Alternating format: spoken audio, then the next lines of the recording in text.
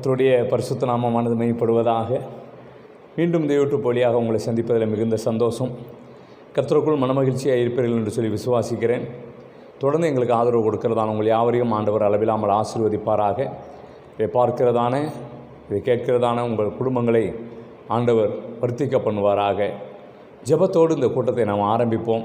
கர்த்தர் பெரிய காரியங்களை செய்வாராக. அன்பின் பரலோக பிதாவே, நன்றியோடு நாங்கள் உம்மை துதிக்கிறோம் ஆண்டவரே. ஆசீர்வாதமான இந்த நல்ல கால வேளையிலே உம்முடைய சமூகத்துக்கு நேராய் கர்த்தாவே நாங்கள் கடந்து வருகிறோம். உங்கள் கிருபை மட்டுமாக எங்களை தாங்கி நடத்தினதற்காக உமக்கு கொடான கொடி ஸ்தோத்திரம். பலவிதமான கொள்ளை நோய் பரவி கொண்டிருக்கிறதான நாட்களிலே ஆண்டவரே, கர்த்தர் உன்னை எல்லா தீங்குக்கும் விலக்கி காப்பார் என்கிறதான நம்முடைய திருவார்த்தையின்படி என் தேவனாய கர்த்தர் தாமே எல்லா தீங்குக்கும் விலக்கி காத்து மட்டுமாக நீங்கள் நடத்தி கொண்டு வருகிற நம்முடைய தயவுள்ள கிருபைக்காக, இரக்கத்திற்காக, அன்பிற்காக உமக்கு கொடான கொடி உங்களுக்கு நன்றிகளை நாங்கள் ஏறெடுக்கிறோம் ஆண்டவரே. தொடர்ந்து ஆண்டவர் நீங்கள் பெரிய காரியங்களை செய்வீராக. சபையும் சபை மக்களையும் எங்கள் பெத்தேலைக்கு ஊழியங்களையும் ஆண்டவரே நீங்கள் ஆசீர்வதிக்கும்படியாக ஜெபிக்கிறோம். ஆண்டவரே ஸ்தோத்திரம் ஐயா. உம்முடைய விலையேறப்பட்ட கரத்துக்குள்ளே என் ஆண்டவர் நீங்கள் மறைத்து கொள்வீராக. நான் அவர்களை சுற்றிலும் அக்கினி மதிலாக இருப்பேன் என்று சொன்னதால் நம்முடைய திருவார்த்தையின்படி ஆண்டவர் தாமே ஸ்தோத்திரம். எங்களுடைய பெத்தேலைக்கு ஸ்தாபனத்தை சுற்றிலும் என் ஆண்டவர் நீர் அக்கினி மதிலாக இருந்து தேவன் நீங்கள் பாதுகாத்து நடத்தும்படியாக நோக்கி நாங்கள் செபிக்கிறோம். இம்மட்டும் வழி நடத்தின தேவன் தொடர்ந்து நடத்துங்க. தொடர்ந்து நாங்கள் பாடுகிற பாடல்கள், ஆராதனைகள், ஆண்டவரே ஸ்தோத்திரம், செய்தி வேலைகள் எல்லாவற்றையும் ஆண்டவர் நீங்கள் ஆசீர்வதித்து தரும்படியாய் ஆண்டவரே நோக்கி நாங்கள் செபிக்கிறோம். நம்முடைய பிரசனம் எங்களை ஆட்கொள்ளட்டும். இது ஆண்டவரே பார்க்கிறதான குடும்பங்களை ஆண்டவர் அளவில்லாமல் நீங்கள் ஆசீர்வதிப்பீராக. தேவ பிரசனம் அவர்களை மூடி மறைத்து பாதுகாத்து கொள்ளட்டும். நன்மையும் கிருபையும் தொடரட்டும். இயேசுவை நாமத்தினால் ஜெபிக்கிறோம் எங்கள் ஜீவனுள்ள நல்ல பிதாவே. ஆமேன், ஆமேன்.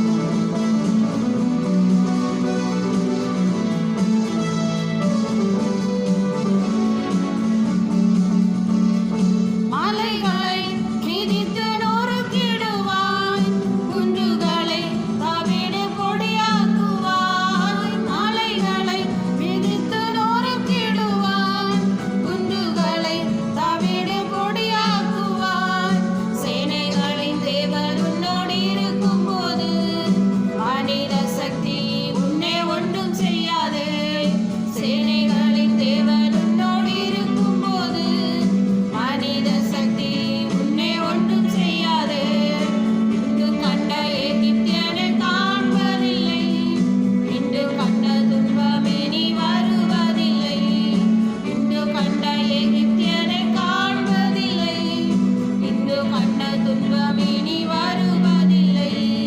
வாதை உந்தன் கூடாரத்தை அணுகிடாது, வாதை உந்தன் கூடாரத்தை அணுகிடாது. உன் பாதம் கல்லில் இடராது, உன் பாதம் கல்லில் இடராது.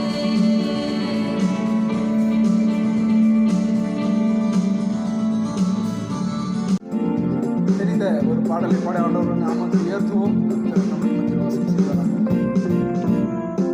பிதாவே ஆராதிக்கின்றோம், இயேசுவே ஆர்ப்பரிக்கின்றோம், ஆவியானவரே அன்பு செய்கின்றோம், எங்கள் ஆவியானவரே அன்பு செய்கின்றோம். பிதாவே ஆராதிக்கின்றோம், இயேசுவே ஆர்ப்பரிக்கின்றோம், ஆவியானவரே அன்பு செய்கின்றோம், எங்கள் ஆவியானவரே அன்பு செய்கின்றோம். மகனாக தெரிந்து கொண்டீர், மறுபடி பிறக்க வைத்தீர். மகனாக தெரிந்து கொண்டீர், மறுபடி பிறக்க வைத்தீர். ராஜாக்களும் நாங்களே, ஆசாரியர்களும் நாங்களே. ஓ ராஜாக்களும் நாங்களே, ஆசாரியர்களும் நாங்களே. உம்மை ஆராதிக்கின்றோம், ஆர்ப்பரிக்கின்றோம், அன்பு செய்கின்றோம். உம்மை ஆராதிக்கின்றோம், ஆர்ப்பரிக்கின்றோம், அன்பு செய்கின்றோம். சகலமும் படைத்தவரே, சர்வ வல்லவரே, சகலமும் படைத்தவரே, சர்வ வல்லவரே, மகிமைக்கு பாத்திரரே, ஐயமங்காத பிரகாசமே, மகிமைக்கு பாத்திரரே, ஐயமங்காத பிரகாசமே. உம்மை ஆராதிக்கின்றோம், ஆர்ப்பரிக்கின்றோம், அன்பு செய்கின்றோம். உம்மை ஆராதிக்கின்றோம், ஆர்ப்பரிக்கின்றோம், அன்பு செய்கின்றோம். ஸ்தோத்திரமும் கனமும் வல்லமையும் பலனும், ஸ்தோத்திரமும் கனமும் வல்லமையும் பலனும், மாட்சிமையும் துதியும் ஐயா எப்போதும் உண்டாகட்டும். மாட்சிமையும் துதியும் ஐயா எப்போதும் உண்டாகட்டும்.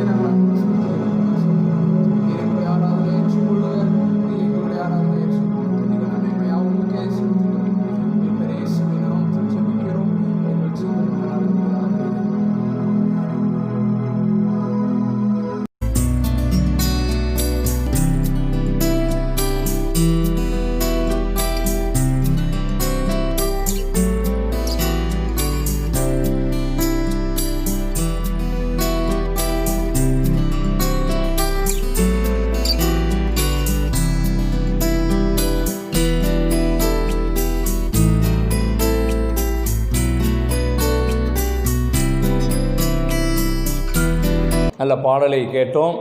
நல்ல ஆராதனைக்குள்ளாக அருமையான தம்பி ஜான் வெஸ்லி நம்மை நடத்தினார். ஆண்டவர் அளவிலாமல் உங்களை ஆசீர்வதிப்பாராக. தொடர்ந்து நம்ம ஒரு செய்திக்கு நேராக கடந்து போக போகிறோம். ஒரு சிறிய ஒரு பகுதியை மாத்திரம் உங்களோடு கூட பகிர்ந்து கொள்ளலாம் என்று சொல்லி வாஞ்சிக்கிறேன். ஆண்டவர் நம்மை ஆசீர்வதிப்பாராக. இஸ்ரவேல் ஜனங்களை ஆண்டவர் எகிப்தின் அடிமைத்தனத்திலிருந்து ஆண்டவர் அழைத்து கொண்டு வந்தார். ஆபிரகாம், ஈசாக்கு, யாக்கோபுக்கு ஆண்டவர் வாக்குத்தத்தம் பண்ணினார், இந்த தேசத்தை உன் சந்ததிக்கு நான் தருவேன் என்று சொல்லி. அதுபோல 430 வருடம் அடிமைத்தனத்தில் வாழ்ந்து கொண்டிருந்தார்கள். ஏற்ற வேளை ஆண்டவர் மோசேயின் மூலமாக அவர்களை கானானிலிருந்து, எகிப்திலிருந்து கானானுக்கு நேராக அழைத்து வந்ததான காரியத்தை நம்ம வேதத்தில் வாசிக்கிறோம். யாத்திராமத்திலிருந்து அந்த காரியங்களை நம்ம வாசித்து வரும் பொழுது அந்த காரியங்களை வாசிக்கிறோம். அதில் என்ன காரியத்தை இன்றைக்கி நம்ம சிந்தனைக்காக நம்ம பார்க்க போகிறோம் என்று சொன்னால், பல லட்சம் ஜனங்கள் அந்த எகிப்திலிருந்து புறப்பட்டு வந்த போதிலும் கானானுக்குள் பிரவேசித்தது யோசுவாவும் காலேப்பு மாத்திரம்தான் பிரவேசித்தார்கள். மற்றவர்கள் எல்லாரும் வனாந்தரத்திலே அழிந்து போனார்கள் என்று சொல்லி நம்ம வேதத்தில் பார்க்கிறோம். அவர்களெல்லாம் வனாந்தரத்திலேயே அழிந்து போனார்கள். ஆனால் அங்கிருந்து புறப்பட்ட ஜனங்களிலே யோசுவாவும் காலேப்பு மாத்திரம் கானானை சுதந்தரித்து கொண்டார்கள். அந்த கானானுக்குள் பிரவேசித்தார்கள், அந்த கானானுக்குள் போனார்கள் என்று நம்ம பார்க்கிறோம். இதில் இன்றைக்கி நம்ம இந்த 2 பேரில் காலேப்பை மாத்திரம் உங்கள் கண்களுக்கு முன்பாக கொண்டு வந்து நிறுத்தலாம் என்று சொல்லி வாஞ்சிக்கிறேன். நம்மளுடைய வாழ்க்கையிலையும் நம்மளும் ஒரு வாழ்க்கை பயணத்துக்கு நேராக போய் கொண்டு இருக்கிறோம். நமக்கு ஒரு பரம கானானாய் இருக்கிறதான அந்த பரலோக ராஜ்யத்துக்கு நேராக நம்ம நடந்து போய் கொண்டு இருக்கிறோம். இது நமக்கு ஒரு வனாந்தர யாத்திரை தான். இந்த வனாந்தர யாத்திரையில் தேவன் நமக்கு நித்திய ஜீவனை தருவேன், அந்த பரலோக ராஜ்யத்தை தருவேன் என்று சொல்லி வாக்குத்தத்தம் பண்ணினாரே, அதற்கு நேராக நம்ம கடந்து போய் கொண்டு இருக்கிறோம். சூழ்நிலைகளும் காரியங்களையும் நம்ம பார்க்கும் பொழுது இனி காலம் செல்லாது, கர்த்தருடைய வருகைக்கு அடையாளமாக அநேக காரியங்கள் நடந்து கொண்டிருக்கிற காரியத்தை பார்க்கிறோம். நீங்களும் நானும் கடைசி காலத்தில் வந்து நாம் நிற்கிறோம் என்பதை நாம் அறிந்து கொள்ள வேண்டும். இந்த கடைசி நாட்களில் நிற்கிறதான் நீங்களும் நானும் அந்த பரம கானானாய் இருக்கிற அந்த பரலோக ராஜ்யத்தை நாம் சுதந்தரித்து கொள்கிறவர்களாக இருக்க வேண்டும். காலேப்பு அதை சுதந்தரித்து கொண்டதை என்னாகமத்தின் புஸ்தகம் 14ஆம் அதிகாரம், என்னாகமத்தின் புஸ்தகம் 14ஆம் அதிகாரத்தில் நம்ம வாசிக்கிறதான வேளையில் 24வது வசன விதமாக சொல்லுகிறது. வாசிக்க கேட்கலாம். என்னுடைய தாசனாகிய காலேப் வேறு ஆவியை உடையவனாய் இருக்கிறபடியினாலும் உத்தமமாய் என்னை பின்பற்றி வந்தபடியினாலும் அவன் போய் வந்த தேசத்திலே அவனை சேர பண்ணுவேன், அவன் சந்ததியார் அதை சுதந்தரித்துக் கொள்வார்கள். ஆண்டவர் சொல்லுகிற அருமையான ஒரு காரியத்தை இந்த இடத்துல நம்ம வாசிக்க கேட்கிறோம். ஆண்டவர் சொல்லுகிறார், என்னுடைய தாசனாகிய காலேப் வேறு ஆவி உடையவனாய் இருக்கிறபடியினாலும் உத்தமமாய் என்னை பின்பற்றினபடியினாலும் அவன் போய் வந்த தேசத்திலே அவனை சேர பண்ணுவேன், அவன் சந்ததியார் அதை சுதந்தரித்து கொள்வார்கள் என்று சொல்லி வேவு பார்க்கும்படியாக போனதான அந்த காரியத்தை அவர் சொல்லுகிறார். அவன் போய் வந்ததான கானான் தேசத்திலே அவனை சேர பண்ணுவேன் என்கிறார். காலேப்பு அந்த தேசத்தை சுதந்தரித்து கொள்ள காலேப்புக்குள்ளே இருந்த காரியம் என்ன? நிறைய காரியம் உண்டு. 2 மாத்திரம் உங்கள் கண்களுக்கு முன்பாக இந்த வசனத்தில் சொல்லப்பட்ட காரியத்தை மாத்திரம் உங்கள் கண்களுக்கு முன்பாக கொண்டு வந்து நிறுத்த வாஞ்சிக்கிறேன். மறுபடியும் அந்த வசனத்தை வாசிக்க கேட்கலாமே. என்னுடைய தாசனாகிய காலேப் வேறு ஆவியை உடையவனாய் இருக்கிறபடியினாலும், என்னுடைய தாசனாகிய காலேப் வேறு ஆவி உடையவனாய் இருக்கிறபடியினாலும் உத்தமமாய் என்னை பின்பற்றி வந்தபடியினாலும் அதை சுதந்திரமாக தருவேன் என்று சொல்லுகிறார். காலேப் அந்த தேசத்தை சுதந்திரித்து கொள்ள காலேப்புக்குள்ளே இருந்த காரியம் என்ன? அவர் சொல்லுகிறார், ஆண்டவர் சொல்லுகிறார், என்னுடைய தாசன், அவன் என்னுடைய தாசன் என்கிறார். அருமையான தேவ ஜனமே, என்னுடைய தாசன், என்னுடைய தாசனாகிய காலேப் அவன் வேறு ஆவி உடையவனாய் இருக்கிறபடியினாலும். அப்போ காலேப்புக்குள்ளே வேறு ஆவி உடையவராய் இருந்தார். இன்றைக்கி அந்த தேசத்தை பரலோக ராஜ்யத்தை சுதந்தரித்து கொள்ள வேண்டுமேயானால் காலேப்பை போல நம்ம தேவனுக்கு நம்மை பார்த்து சொல்லணும், அவன் என்னுடைய தாசன் என்று சொல்லணும். ஒரு பக்கம் தாசன் என்று சொன்னால் என்னுடைய ஊழியக்காரன் என்று சொல்ல கூட ஆண்டவர் சொல்லுகிறார். என் சிநேகிதன், அருமையான தேவ ஜனமே, அவன் வேறு ஆவி உடையவனாய் இருந்தான். இன்றைக்கி நமக்குள்ளே வேறு ஆவி உடையவர்களாக இருக்க வேண்டும். நாம் எப்படிப்பட்ட ஆவி உடையவராக இருக்கிறோம்? ஆண்டவராய் இயேசுவானவர் கெத்செமனே தோட்டத்திலே கடைசியாக அவர் ஜெபித்து கொண்டு இருக்கும் பொழுது அவரை பிடிக்கும்படியாக, கைது செய்யும்படியாக வந்தார்கள். அப்பொழுது நடந்த சம்பவம் நமக்கு நன்றாக தெரியும். பேதுரு எழுந்து ஒருவனுடைய காதை வெட்டுகிற காரியத்தை பார்க்கிறோம். அது மாத்திரமல்ல, ஆண்டவர் அவரை கடிந்து கொண்டு சொல்லுகிறார், நீங்கள் என்ன ஆவி உடையவர்கள் என்பதை பாருங்கள் என்கிறார். நாம் என்ன ஆவி உடையவர்களாக இருக்கிறோம்? நம்ம எப்படிப்பட்ட ஆவியை பெற்றிருக்கிறவர்களாக இருக்கிறோம்? ஒரு தேவனுடைய பிள்ளை, ஆண்டவரை ஏற்றுக்கொண்ட ஒரு ஆண்டவருடைய பிள்ளைக்குள்ளே சுபாவங்கள் எல்லாம் மாற வேண்டும். காலேப்புக்குள்ளே வேறு ஆவி உடையவராக இருந்தார்.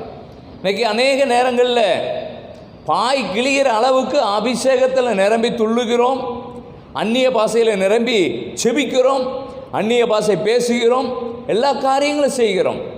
சிலருடைய சாட்சிகள் நான் கேள்விப்பட்டிருக்கிறேன். சபை பிள்ளைகள் வந்து சொல்லியிருக்கிறத நான் கேள்விப்பட்டிருக்கிறேன். சபையில் அல்ல, எங்களுடைய சபையில் அல்ல, மற்ற இடங்களில் நடந்த காரியங்களை சொல்லுதை நான் கேள்விப்பட்டிருக்கிறேன். சபையில் அபிஷேகத்தில் நிரம்பி துள்ளுறாங்க, ஆவியில் நிரம்பி துள்ளுறாங்க, தீர்க்க தரிசனம் பேசுகிறாங்க. தெருக்குழாயில் நல்ல தண்ணி வரும்பொழுது அவங்களுடைய ஆவி வேறு ஆவியாக மாறுகிறது. அவர்கள் ஆவி வேறு ஆவி உடையவர்களாக நிற்கிறாங்க. சபையில் வந்தால் வேறு ஆவி, அந்நிய பாஷை. தெருக்குழாயில் போய் நல்ல தண்ணி பிடிக்கும் பொழுது பல பாஷை பேசுகிறாங்க அப்படிங்கிறாங்க. அந்நிய பாஷை வேறு, பல பாஷைகள் வேறு. புரிந்து கொள்ளுங்க. இன்றைக்கி இருக்கிற நிலைமை யோசித்து பாருங்கள். நம்ம என்ன ஆவி உடையவர்களாக இருக்கிறோம்? உலக மனிதன் பேச கூச்சப்படுகிற வார்த்தையை கூட இன்றைக்கி அபிஷேகம் பெற்ற தேவ பிள்ளைகள் பேசுகிறதை பார்க்கிறோமே. நம்ம என்ன ஆவி உடையவர்களாக இருக்கிறோம்? எப்படிப்பட்ட ஆவி உடையவர்களாக நம்ம வாழ்கிறோம்? காலேப்பு வேறு ஆவி உடையவராக இருந்தபடினால அந்த தேசத்தை சுதந்தரித்து கொண்டார். இன்றைக்கி அந்த தேசத்தை நம்ம சுதந்தரித்து கொள்ள வேண்டுமே ஆனால் நமக்குள்ளே வேறு ஆவி உடையவர்களாக இருக்கணும். நம்ம கனிகளினால்தான் நம்மை அறிவார்கள். நம்ம எப்படிப்பட்ட வாழ்க்கை வாழ்ந்து கொண்டு இருக்கிறோம்? சிந்தித்து பாருங்க, ஆராய்ந்து பாருங்க. காலேப்புக்குள்ளே இருந்த ஆவி என்ன ஆவி? நம்ம பார்க்கிறதான வேலையில் ஸ்தோத்திரம், எல்லாரும் வேவு பார்க்கும்படியாக போய் வந்த 10 பேரும் துர்ச்செய்தியை பரப்பி கொண்டு இருக்கிறாங்க. நம்மளால் அந்த தேசத்தை சுதந்தரிக்க முடியாது, அங்கே ராட்சசர்கள் இருக்கிறாங்க, அரக்கர்களாக ஒவ்வொருவரும் இருக்கிறாங்க, அவங்களுக்கு முன்பாக நாங்கள்லாம் ஒரு வெட்டுக்கிளியை போல இருக்கிறோம் என்று சொல்லுகிறார்கள். அரணான பட்டணமாக இருக்கிறது, நாம் அதை சுதந்தரித்து கொள்ள முடியாது என்று சொல்லி. ஆனால் யோசுவாவும் காலேப்பும் மாத்திரம் ஜனங்களை அமர்த்தி விட்டு, தேவன் நம்மேல் பிரியமாக இருப்பாரானால் அந்த தேசத்தை நமக்கு தருவார், நிச்சயமாகவே ஆண்டவர் அந்த தேசத்தை நமக்கு கொடுப்பார் என்று சொல்லி ஒரு விசுவாசத்தின் ஆவி உடையவராக இருந்தார். காலேப்புக்குள்ளே வேறு ஆவி இருந்தது, அது விசுவாசத்தின் ஆவி. இன்றைக்கி உங்களுக்குள்ளேயும் எனக்குள்ளேயும் விசுவாசம் நிறைந்தவர்களாக இருக்க வேண்டும். அவிசுவாசம் உடையவர்களாக நாம் இருப்போமேயானால் தேசத்தை நம்மளால் சுதந்தரித்து கொள்ள முடியாது. எபிரேயர் 3ஆம் அதிகாரம் 19வது வசனத்தை நம்ம வாசிக்கும் பொழுது அங்கே ஒரு காரியத்தை நம்ம வாசிக்கிறோம் அல்லவா? எபிரேயர் 3ஆம் அதிகாரம் 19வது வசனத்தை வாசிக்க கேட்கலாம். ஆதலால் அவிசுவாசத்தினாலே அவர்கள் அதில் பிரவேசிக்க கூடாமற் போனார்கள் என்று பார்க்கிறோம். அவிசுவாசத்தினாலே அதற்குள்ளே என்ன செய்ய முடியல? பிரவேசிக்க முடியாமல் அவர்கள் போனார்கள். அருமையான தேவ ஜனமே, அவிசுவாசத்தின் நிமித்தமாக அவர்களால் தேசத்தை என்ன செய்ய முடியலை? சுதந்தரித்து கொள்ள முடியலை. அவிசுவாசத்தின் ஆவி அல்ல, விசுவாசத்தின் ஆவி உடையவர்களாக இருக்க வேண்டும். அவிசுவாசத்தின் ஆவி உடையவர்கள் தேசத்தை சுதந்தரித்து கொள்ள முடியாது.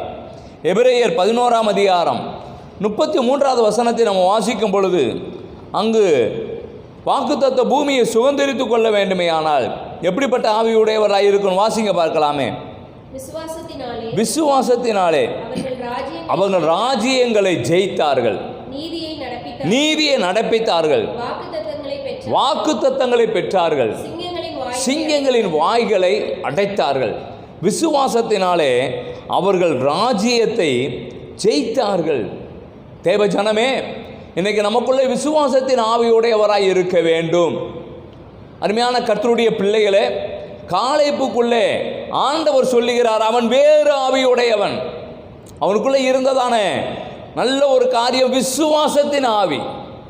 தேவ பிள்ளைகளே, 1 யோவானின் புஸ்தகம் 5ஆம் அதிகாரம் 4வது வசனத்தை நாம் வாசிக்கிறதான வேளையிலே, நம்மளுடைய விசுவாசமே உலகத்தை ஜெயிக்கிறதான ஜெயமாக இருக்கிறதாம். நம்மளுடைய விசுவாசம்தான் உலகத்தை ஜெயிக்கிற ஜெயமாக இருக்கிறது. அவிசுவாசம் நிறைந்தவராக இருந்தபடியினால்தான் என்னாகமம் 13ஆம் அதிகாரம் 30வது வசனத்தில் சொல்லப்பட்டு இருக்கிறது. ஸ்தோத்திரம். என்னாகமம் 13ஆம் அதிகாரம் 30வது வசனம் வாசிங்களேன். அப்பொழுது காலே மோசேக்கு முன்பாக ஜனங்களை அமர்த்தி, நாம் உடனே போய் அதை சுதந்தரித்துக் கொள்ளுவோம், நாம் அதை எளிதாய் ஜெயித்துக் கொள்ளலாம் என்றான். பாருங்க, அப்படிப்பட்டதான விசுவாசத்தின் ஆவி உடையவராக காலேப்பு இருந்தபடியினாலே ஆண்டவர் சொல்லுகிறார், என் தாசனாய காலேப் வேறு ஆவி உடையவனாய் இருந்தான் என்று சொல்லி. இன்றைக்கி ஒரு விசுவாசத்தின் ஆவி நமக்குள்ளே இருக்க வேண்டும். இந்த காரியத்திலும் ஒரு அவிசுவாசம் நமக்குள்ளே இருக்கக்கூடாது. விசுவாசத்தில் வல்லவராய் இருக்க வேண்டும். நம்மளுடைய விசுவாசமே உலகத்தை ஜெயிக்கிற ஜெயமாய் இருக்கிறது. நான் விசுவாசிக்கிறவர் இன்னார் என்று நான் அறிந்திருக்கிறேன் என்று சொல்லி அப்போஸ்தலனாகிய பவுல் சொல்லுகிறார். நமக்குள்ளே விசுவாசத்தில் வளருவோம், விசுவாச ஜீவியத்தில் முன்னேறுவோம், தேசத்தை நாம் சுதந்தரித்துக் கொள்ளுவோம். கர்த்தர் ஆசீர்வதிப்பாராக. யோசுவாவின் புஸ்தகம் 14ஆம் அதிகாரம், யோசுவாவின் புஸ்தகம் 14ஆம் அதிகாரத்தில் நம்ம வாசிக்கும் பொழுது 11வது வசனம் விதமாக சொல்லுகிறது. வாசி கேட்கலாமே. மோசே என்னை அனுப்புகிற நாளில் எனக்கு இருந்த அந்த பலன் இந்நாள் வரைக்கும் எனக்கு என்ன செய்கிறது? இருக்கிறது. ஸ்தோத்திரம். அதுக்கு மேலே உள்ள வசனத்தை சொல்லும்போது அவர் சொல்லுகிறார், அதை வாசிக்கலாமே. இப்போதும் இதோ கர்த்தர் சொன்னபடியே என்னை உயிரோடே காத்தார். இஸ்ரவேலர் வனாந்தரத்தில் சஞ்சரிக்கையில் கர்த்தர் அந்த வார்த்தையை மோசேயோடே சொல்லி, இப்போது 45 வருஷம் ஆயிற்று. இதோ இன்று நான் 85 வயதுள்ளவன். பாருங்க, அன்றைக்கு யுத்தத்துக்கு போக்கு வரத்துமா இருக்கும் பொழுது எனக்கு இருந்ததான அதே பலன் இன்றைக்கு வரைக்கும் எனக்கு இருக்குது என்கிறார். அன்றைக்கு 45 வயது, இன்றைக்கு எனக்கு 85 வயது ஆகிறது. அன்னைக்கு இருந்த பலன் இன்றைக்கு வரைக்கும் எனக்கு இருக்கிறது என்று சொல்கிறாரே. அவருக்குள்ளே இருந்ததான ஆவி என்ன ஆவி? அது பலமுள்ள ஆவியாக இருந்தது. பலமுள்ள ஆவியாக இருந்தது. வேதம் சொல்லுகிறது, தேவன் நமக்கு பயமுள்ள ஆவியை கொடாமல் பலமும் அன்பும் தெளிந்த புத்தியும் உள்ள ஆவியை தந்திருக்கிறார். ஆபிரகாமுக்கு ஆண்டவர் தரிசனமாய் சொன்னார் அல்லவா, நான் உனக்கு மகாபரிய பலனாய் இருக்கிறேன், நான் உனக்கு கேடகமாய் இருக்கிறேன் என்கிறார். தேவ பிள்ளைகளே, நமக்குள்ளே ஒரு பலனுள்ள ஆவியுடையவராய் இருக்க வேண்டும். நீதிமான் சிங்கத்தை போல தைரியமுடையவனாய் இருக்கிறான் என்று சொல்லி வேதத்தில் வாசிக்கிறோம். தேவனுடைய பிள்ளைகளை காண்டாமிருகத்துக்கு ஒத்த பலனை ஆண்டவர் தருகிறாராம். இன்னைக்கு நாமெல்லாம் பலவான்கள், நம்மெல்லாம் பலவான்களாக இருக்கிறோம். ஒரு பலமுள்ள ஒரு ஆவி உடையவராய், ஒரு பலமுள்ள ஆவி உடையவராய் இருந்தவர் தான் காலேப். ஆண்டவர் சொல்லுகிறார், என் தாசனாகிய காலேப்பு வேறு ஆவி உடையவனாய் இருந்தான் என்று சொல்லி. இன்றைக்கி நமக்குள்ள விசுவாசத்தின் ஆவி உடையவராய் இருக்க வேண்டும். அது மாத்திரமல்ல, ஒரு பலமுள்ள ஒரு ஆவியுடையவராக இருக்க வேண்டும். நம்ம பலவான்கள், ஆனால் அநேக வேளையில் பிசாசு தந்திரமாய் நம்ம மேலே எய்கிறதான ஒரு பெரிய அக்கினி அஸ்திரம் என்ன தெரியுமா? நம்ம பலவீனன், நம்மளால் ஒன்று செய்ய முடியாது என்கிறதான ஒரு பலவீனத்தையே காட்டி கொண்டு இருக்கிறான். அப்படி அல்ல, தேவன் நமக்கு பலமுள்ள ஆவியை தந்திருக்கிறார். ஒரு பலவானாக நம்ம வாழ வேண்டும் என்பதுதான் தேவனுடைய விருப்பம். காலேப்புக்குள்ளே அப்படிப்பட்டதான ஒரு ஆவி உடையவராக அவர் இருந்தார் என்று நாம் பார்க்கிறோம். இரண்டாவதாக, ஸ்தோத்திரம், ஆண்டவர் சொல்லுகிறார், அவன் காலேப்பு உத்தமமாய் என்னை பின்பற்றினான். ஆண்டவருடைய வார்த்தை சொல்லப்பட்டு இருக்கிறது, அவன் உத்தமமாய் என்னை அவன் வேறு ஆவி உடையவனாய் இருந்து வேறு ஆவி உடையவனும் உத்தமமாய் என்னை பின்பற்றினான் என்கிறார். இன்னைக்கு தேசத்தை சுதந்திரித்து கொள்ள வேண்டுமே ஆனால் நமக்குள்ளே இருக்க வேண்டிய ஒரு பெரிய காரியம், கர்த்தரை உத்தமமாய் பின்பற்ற வேண்டும். கர்த்தரை உத்தமமாய் பின்பற்ற வேண்டும். இன்றைக்கி அநேக வேளை நம்ம ஆண்டவரை உத்தமமாய் பின்பற்றுகிறோமா? ஆண்டவரை உறுதியாய் பிடித்து கொள்கிறோமா? இல்லை ஏதோ ஒரு நன்மை கிடைக்க வேண்டும் என்பதற்காக தேடி வருகிறோமா? அவரை உறுதியாய் பற்றி பிடித்து கொள்ள வேண்டும். அவரை உத்தமமாய் பின்பற்ற வேண்டும். அவரிடத்தில் அவரை உத்தமமாய் பின்பற்றுகிறவர்களாய் இருக்க வேண்டும். ஆண்டவராய் இயேசுவானவர் காட்டி கொடுக்கப்பட்டு அவர் அடித்து அவர் மரித்து 3ஆம் நாள் உயிரோடு எழுந்ததுக்கு அப்புறமாக தம்முடைய சீசரிடத்தில் வருகிறார். தம்முடைய சீசரிடத்தில் வரும்பொழுது பேதுருவை பார்த்து கேட்ட ஒரு சம்பவம் நமக்கு நன்றாக தெரியும். பேதுருவே, நீ என்னை நேசிக்கிறாயா என்று. உடனே அவர் சொன்னார், ஆமாண்டவரே, நான் உம்மை நேசிக்கிறேன், என் ஆடுகளை மேய்ப்பாயாக என்று சொன்னார். 2ஆம் விஷயம், ஆண்டவர் அவரை பார்த்து கேட்கிறார், பேதுருவே, நீ என்னை நேசிக்கிறாயா? ஆமாண்டவரே, நான் உம்மை நேசிக்கிறேன், என் ஆட்டுக்குட்டிகளை மேய்ப்பாயாக என்று சொன்னார். 3ஆம் முறை ஆண்டவர் சொல்லுகிறார், இவர்களை காட்டிலும் அதிகமாய் நீ என்னை நேசிக்கிறாயா என்று சொல்லும்போது பேதுரு சொல்லுகிறார், ஆண்டவர், அது உமக்கே தெரியும் என்று சொல்லி உத்தமமாய் பின்பற்ற வேண்டும் என்று ஆண்டவர் விரும்புகிற காரியத்தை பார்க்கிறோம். அவர் அடிக்கப்பட்ட உடனே நான் மீன் பிடிக்க போகிறேன், என் பின்னாலே வர்றவங்க வாங்கன்னு சொல்லிட்டு போனவர் தான் பேதுரு. சேவல் 2 முறை கூவதுக்கு முன்பாக 3 முறை மறுதளித்தவர் தான் பேதுரு. அவரை தேடி வந்து ஆண்டவர் அவரை பார்த்து கேட்கிறார், நீ என்னை பின்பற்றுகிறாயா? உத்தமமாய் பின்பற்ற வேண்டும் என்பதுதான் தேவன் நம்மேல் வைத்திருக்கிறதான விருப்பம். நாம் எப்படி உத்தமமாக ஆண்டவர் எப்படி பின்பற்றுகிறோம்? நோவா வாழ்ந்ததான நாட்களிலே பொல்லாதவர் ஜனங்களாகத்தான் இருந்தாங்க. மனிதனை படைத்ததற்காக தேவன் மனஸ்தாபப்பட்டார். ஆண்டவர் மனிதனை அழிக்கும்படியாக தேவன் திட்டம் கொண்டார். மனிதனை பூமியில் இருக்க வேண்டாம் என்று சொல்லி ஆண்டவர் எண்ணினார். ஆனால் கண்ணோக்கி பார்க்கிறார், ஒரு குடும்பம் கர்த்தரை உத்தமமாய் பின்பற்றுகிறது. ஆதியாகமத்தின் புஸ்தகம் 6ஆம் அதிகாரம் 9வது வசனத்தை வாசிக்கும் பொழுது அங்கு நம்ம வாசிக்கிறோம் அல்லவா? ஆதியாகமத்தின் புஸ்தகம் 6ஆம் அதிகாரம் 9வது வசனத்தை வாசிக்க கேட்கலாமே. நோவாவின் வம்ச வரலாறு. நோவா தன் காலத்தில் இருந்தவர்களுக்குள்ளே நீதிமானும் உத்தமனுமாய் இருந்தான். பாருங்க, நோவா தன் காலத்துக்குள்ளே இருந்தவர்களுக்குள்ளே நீதிமானும் உத்தமமாய் இருந்தார் என்று சொல்லி அந்த உத்தமத்தை தான் ஆண்டவர் பார்க்கிறார். உத்தமமாய் ஆண்டவரை பின்பற்றினபடியினாலே நோவா அவருடைய குடும்பம் பேழைக்குள்ளே வைத்து ஆண்டவர் காப்பாற்றினாரே. இன்றைக்கி நீங்களும் நானும் உத்தமமாய் ஆண்டவரை பின்பற்றுவோமே ஆனால் மெய்யாகவே தேவனாய கர்த்தர் அந்த தேசத்தை, அந்த பரலோக ராஜ்யத்தை சுதந்தரித்துக் கொள்கிறதான ஒரு கிருபையை தேவன் நமக்கு தருவார் என்பதில் எந்த விதமான சந்தேகம் இல்லை. உத்தமமாய் ஆண்டவரை பின்பற்ற வேண்டும். வேதத்தில் நிறைய காரியங்கள் சொல்லப்பட்டு இருக்கிறது. உத்தமமாய் என்னை பின்பற்றி வா என்று சொல்லுகிறார் ஆண்டவர். உத்தமமாய் கர்த்தரை பின்பற்றினார் தாவீது. உத்தமமாய் நடந்தார் எசேக்கியா ராஜா. வியாதிப்பட்டு கிடக்கிறார். ஏசாயா தீர்க்கதரிசி வந்து சொல்லுகிறார், வீட்டு காரியங்களை ஒழுங்கு பண்ணும், நீ சாக போகிறீர் என்று சொல்லி சுவர்புறமாக திரும்பி கொண்டு எசேக்கியா ராஜா அழுது சொல்லுகிறார், ஆண்டவரே, உமக்கு முன்பாக உத்தமமாய் நடந்தேனே. ஏசாயா தீர்க்க தரிசனம் சொல்லிவிட்டு அந்த அரண்மனை முற்றத்தை கூட தாண்டவில்லை. உடனே கர்த்தருடைய வார்த்தை உண்டாகி, அவன் விண்ணப்பத்தை கேட்டேன், அவன் கண்ணீரை கண்டேன், அவனுக்கு 15 வருடத்தை கூட்டி கொடுத்தேன் என்று ஆண்டவர் சொல்லுகிறார். உத்தமமாய் பின்பற்றினபடியினாலே நோவா உத்தமமாய் பின்பற்றினார். யோபுவனுடைய சரித்திரம் நமக்கு தெரியும். ஆண்டவர் சொல்லுகிறார், அவன் உத்தமன் என்று சொல்லி. அவன் உத்தமனும் சன்மார்க்கனும், தேவனுக்கு பயந்து பொல்லாப்புக்கு விலகுகிறதான மனிதன். உத்தமமாய் பின்பற்றினாரே, ஆண்டவர் நன்மையை கொடுத்தாரே. நீங்கள் நான் ஆண்டவர் எப்படி பின்பற்றுகிறோம்? உத்தமமாய் பின்பற்றுகிறோமா? எந்த நிலைமை ஆனாலும், எந்த நிலைமை வந்தாலும் ஆண்டவரை உத்தமமாய் பின்பற்றுவோம். 5 தாளந்தை பெற்றதான மனிதன் எஜமான் திரும்பி வந்து கேட்கும் பொழுது 5ஐ 10ஆக மாற்றி வைத்திருந்தார். ஆண்டவர் என்ன சொன்னார்? உண்மையும் உத்தமும் உள்ள ஊழியக்காரனே, கர்த்தருடைய சந்தோஷத்துக்குள் பிரவேசி என்று சொல்லி ஆண்டவர் சொன்னதான காரியத்தை பார்க்கிறோமே.